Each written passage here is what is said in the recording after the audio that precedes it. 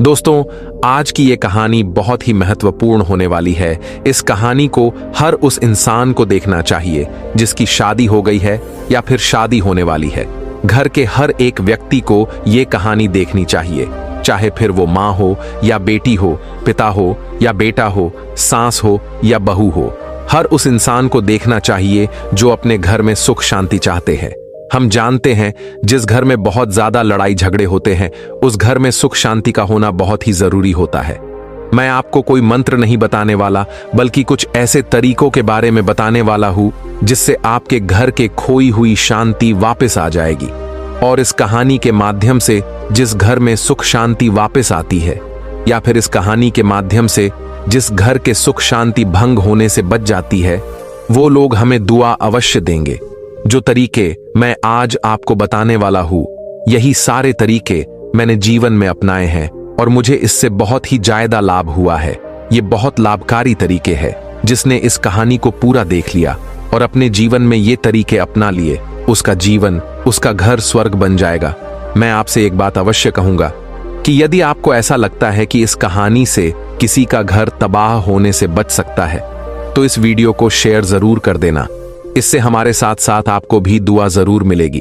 तो चलिए जानते हैं इस कहानी के माध्यम से वह 6 तरीके जिससे हमारा जीवन, हमारा घर स्वर्ग बन सकता है। तो चलिए कहानी शुरू करते हैं। एक बार की बात है, राजेश रात के अंधेरे में ही अपने घर से निकल पड़ा था। उसे यह बिल्कुल अंदाजा नहीं था कि वो कहां जाएगा, कहां रहेगा। लेकिन एक बात उसने अपने मन में पूरी तरह से ठान लिया था कि वो अब वापस लौटकर अपने घर नहीं आएगा। वैसे तो राजेश का पूरा भरा हुआ परिवार था। उसकी पत्नी थी, उसकी मां थी, उसके पिता थे, उसके 2 बच्चे भी थे जो अभी छोटी ही उम्र के थे। राजेश की पत्नी दिन में खाली होते ही अपने पड़ोस की महिलाओं के साथ समय बिताया करती थी। लेकिन एक बहुत पुरानी कहावत है कि इंसान अपने दुखों से इतना दुखी नहीं होता जितना कि दूसरों के सुख से दुखी होता है। कुछ महीने तक राजेश के परिवार में बहुत ही खुशियां थीं। राजेश की पत्नी अपनी सास की बहुत इज्जत करती थी। वह किसी भी काम को मना नहीं करती थी।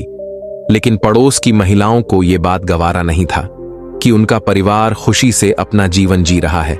इसीलिए बातों ही बातों में बड़ी चालाकी के साथ उन्होंने राजेश की पत्नी के कान भरने शुरू कर दिए। एक औरत ने कहा कि आजकल की सास पता नहीं कैसी होती है, सब काम अपनी बहू से ही कराना चाहती है, कोई खुद काम करने को राजी ही नहीं होती। अरे बहू भी तो एक इंसान ही होती है, वह घर की नौकरानी थोड़ी ना होती है। दोनों मिल बांट कर काम करें तो दोनों को अच्छा लगेगा। लेकिन नहीं, उनको तो अपना शासन चलाना है।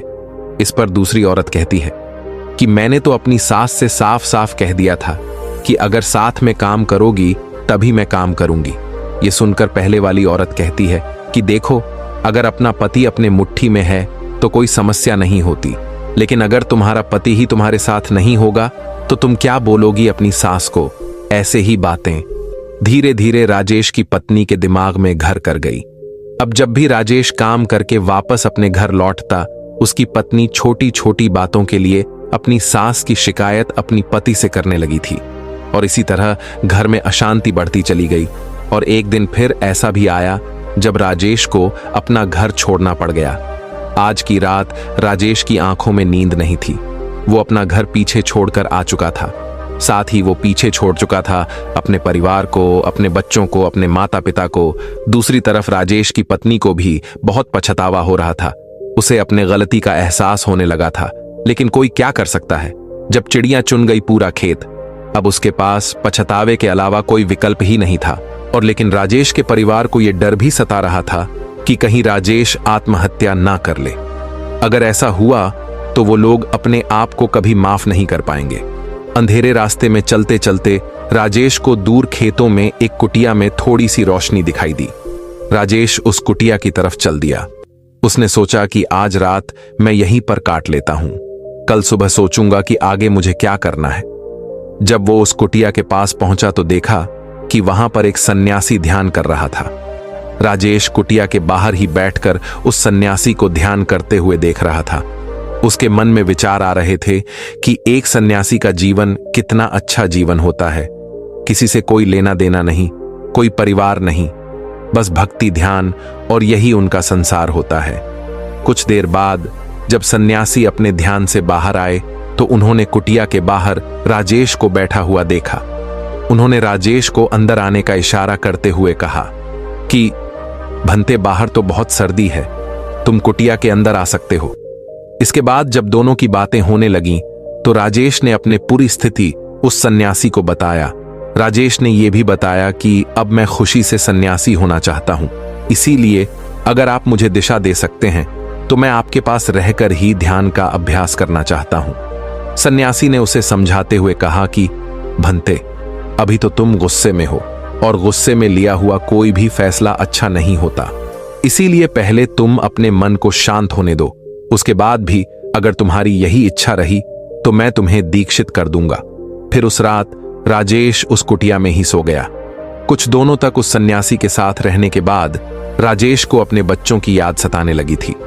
कुछ दिन और बीत जाने के बाद उसे अपने माता पिता की और अपनी पत्नी की भी याद आने लगी थी। जब भी वो सन्यासी के साथ ध्यान करने के लिए बैठता था तो उसके मन में अपने बच्चों की खिलखिलाहट, अपनी पत्नी के हाथ का खाना फिर से उसे याद आने लगा था। तभी एक दिन राजेश ने उस सन्यासी से कहा कि हे गुरुदेव, मैं बड़ा ही संकट में फंसा हुआ हूं, मुझे समझ नहीं आ रहा कि मुझे कौन सा जीवन जीना चाहिए। एक तरफ मैं अपने परिवार को त्याग चुका हूं तो दूसरी तरफ मुझे उनकी याद सताती है, लेकिन उस घर में जाने का मेरा मन नहीं करता, क्योंकि घर में लड़ाई झगड़ों से परेशान होकर ही तो मैंने अपना घर त्यागा था। अगर घर में सुख शांति रहे तो ये ध्यान का अभ्यास तो मैं अपने घर पर रहकर भी कर सकता हूं, लेकिन घर में सुख शांति किस प्रकार स्थापित होगी इसका कोई भी तरीका हमें पता नहीं है। अगर आप मुझे कोई सलाह दे सके तो शायद मेरे घर में सुख शांति फिर से लौट आए। इस पर उस सन्यासी ने राजेश को समझाते हुए कहा कि बच्चा, अगर तुम कुछ नियमों का पालन पूर्ण करते हो, कुछ बातों को अच्छे से समझ लेते हो, तो घर की सुख शांति तुम्हारे हाथों में ही होगी। जाने अनजाने हम खुद ही अपने परिवार में अशांति पैदा कर देते हैं और इसका हमें एहसास भी नहीं होता। भंते, सबसे पहला और सबसे जरूरी नियम जो है वो ये है कि अपना खून अपना ही खून होता है। चाहे तुम्हारी किसी से भी कितनी भी अच्छी दोस्ती क्यों ना हो, चाहे तुम्हारा कोई रिश्तेदार ही क्यों ना हो, लेकिन अपने परिवार वालों से ज्यादा महत्व दूसरों को कभी मत देना। जब परिवार के सदस्यों को इस बात का एहसास होता है कि ये आदमी हमसे ज्यादा दूसरे लोगों को महत्व देता है, तो आप अपनी इज्जत खुद ही अपने परिवार के सामने कम करवा लेते हैं। इसी से परिवार में फुट पड़ने लग जाती है। आगे से वो भी आपकी बातों को ज्यादा महत्व नहीं देगा और यही से परिवार के सदस्यों के बीच आपसी दूरी होने लग जाती है, जिसका फायदा बाहर के लोग उठाते हैं। दूसरा नियम जो दिमाग में रखने का होता है वो ये है कि जब भी परिवार के सदस्यों में कोई आपसी मतभेद पैदा हो जाते हैं तो उसे बात करके सुलझाने का प्रयास करो। अगर कोई बुरी लगी हुई बात परिवार का कोई सदस्य अपने मन में रख लेता है तो वह बात दीमक की तरह हमारे परिवार की सुख शांति को खाने लगती है।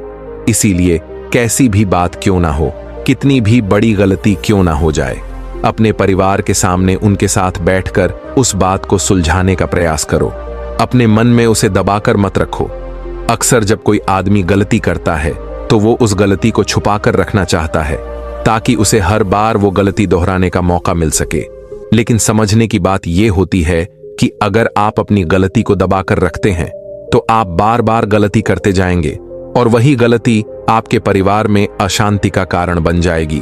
और हां, परिवार के किसी भी मुद्दे को सुलझाने के लिए बाहर के लोगों की सहायता लेने की कोई जरूरत नहीं है। अपने परिवार के मुखिया के साथ बैठकर उस बात को खुद से ही सुलझाने का प्रयास करो।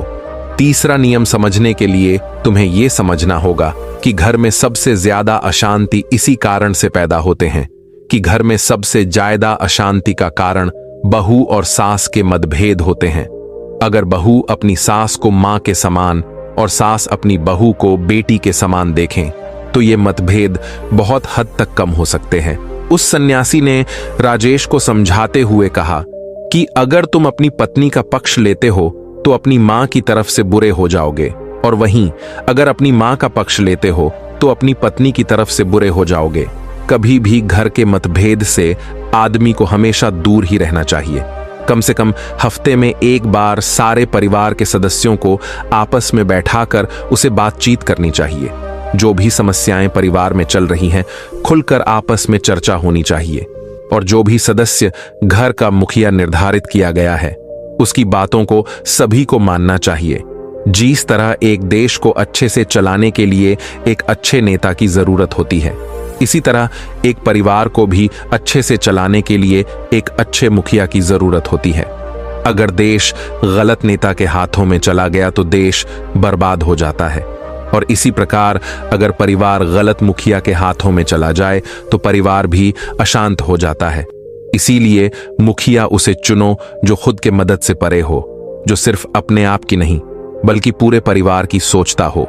अगर हम आज से 50-60 साल पहले की बात करते हैं तो उस समय सभी भाई आपस में मिलकर सही तरीके से रहा करते थे, क्योंकि सब लोग एक मुखिया की बात मानते थे, उसे मुखिया समझते थे, उसकी इज्जत करते थे। लेकिन आज ऐसा कुछ नहीं रहा। तो हमें एक मुखिया अपना बनाना चाहिए और उसकी बातें सुनना चाहिए।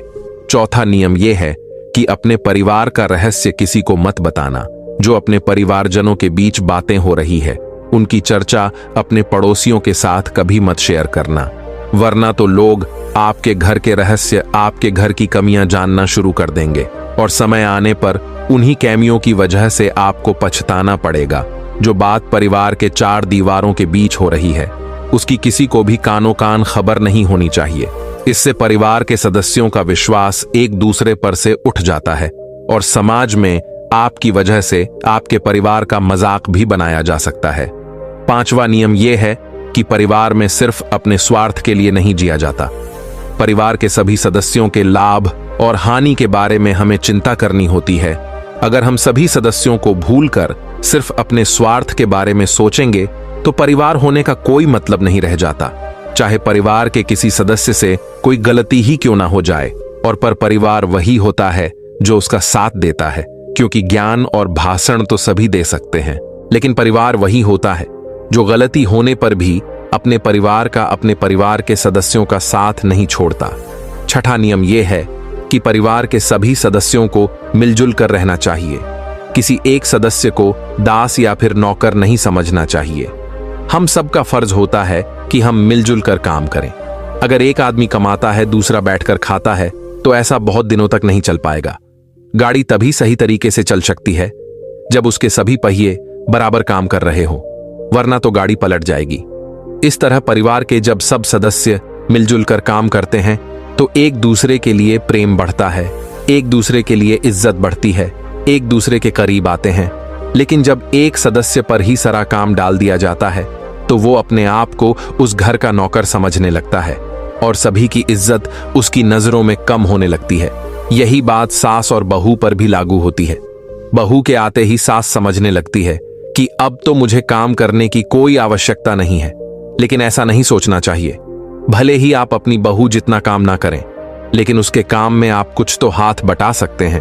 अगर आपकी बेटी होती तो आप उसके साथ काम कर रही होती।